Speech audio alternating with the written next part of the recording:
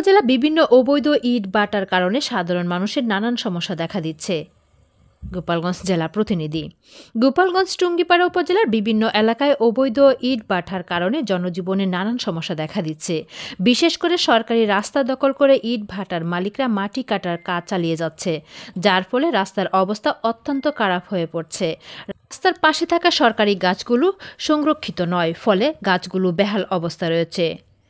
এই অবৈধ মাটির কাজ পরিবেশের জন্য হুমকি হয়ে দাঁড়িয়েছে। মাটির অযাচিত উত্তোলন পরিবেশের দূষণ সৃষ্টি করছে, পাশাপাশি এলাকায় বসবাসকারী মানুষের জন্য কঠিন পরিস্থিতি তৈরি করছে।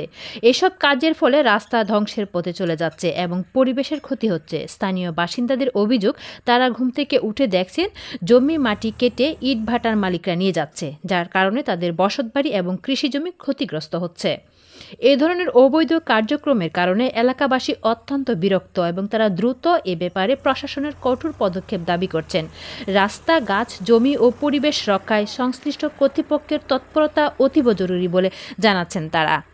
ধন্যবাদ লোকালয় বার্তার সঙ্গে থাকার জন্য।